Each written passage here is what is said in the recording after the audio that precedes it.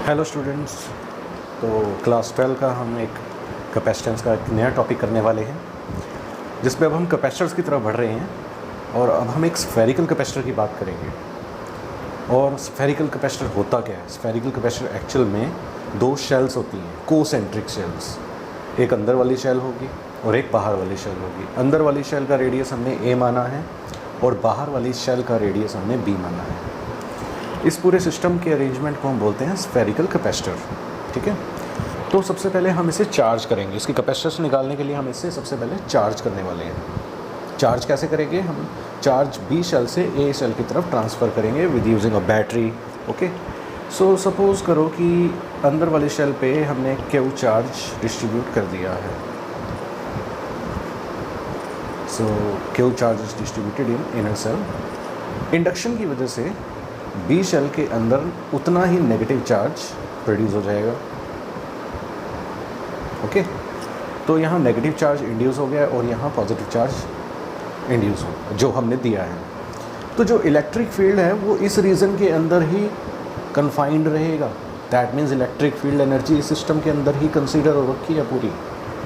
तो अब हम इसका कैपेसिटेंस निकालते हैं सिस्टम का। ठीक है, और सबसे पहले कैपेसिटेंस फाइंड आउट करने के दो तरीके हैं, एक पोटेंशियल के मेथड से और एक इलेक्ट्रिक फील्ड के मेथड से। तो पहले हम पोटेंशियल फाइंड आउट करते हैं और कैपेसिटेंस निकालते हैं। तो हमारे पास दो शेल्स हैं, ए एंड बी। ए के ऊपर क्यू पॉजिटिव चार्ज है और बी के ऊपर उतना ही नेगेटिव चार्ज है। तो सबसे पहले मैं पोटेंशियल ऑफ ए लिखता हूँ। ए शेल की पोटेंशियल, अब देखिए क्यू चार्ज यहाँ minus q charge b shell के ऊपर है और प्लस क्यू चार्ज यहाँ ए शेल के ऊपर है। तो ए के ऊपर बी की भी पोटेंशियल आ रही होगी और ए के खुद के चार्ज की तो होगी ही। अब इसके खुद के चार्ज की पोटेंशियल कितनी है? के क्यू बाई ए। और ये जो बाहर शेल है इसकी पोटेंशियल कितनी है? ए पे। अब हमें ये बात पता है कि जितनी पोटेंशियल इस सरफेस पे होगी अंदर भी उतनी ही पोटेंशियल रहने वाली है हर जगह पे इस चार्ज की। Therefore minus k q by B. तो ये पोटेंशियल हमने ए शेल की निकाल ली है। Now potential of cell B.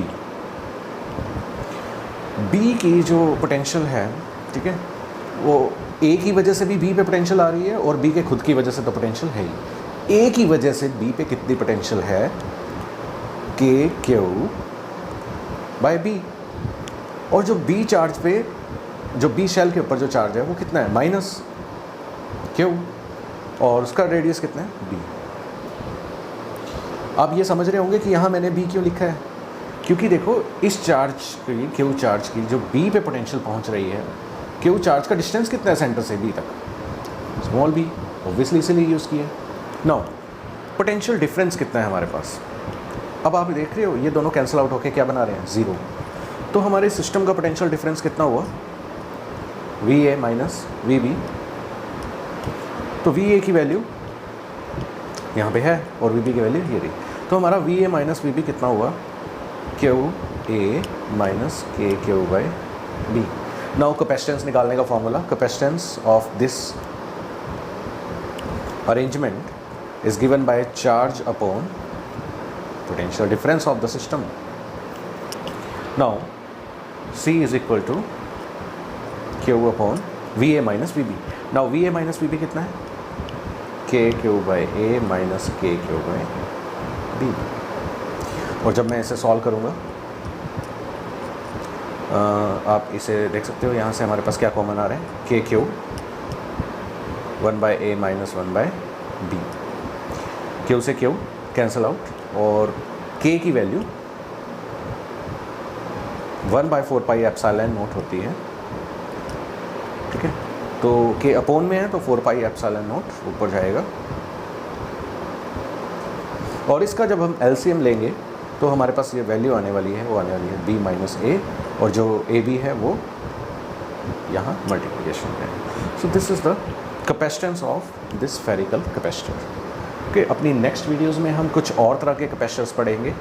Spherical capacitor के बाद हम एक स्फीयर कैपेसिटर भी पढ़ेंगे और उसके बाद हम एक सिलेंड्रिकल कैपेसिटर और फिर पैरेलल प्लेट कैपेसिटर। सो आप देखते रहिए वीडियोज़ को और लाइक करना ना भूलें। थैंक्स।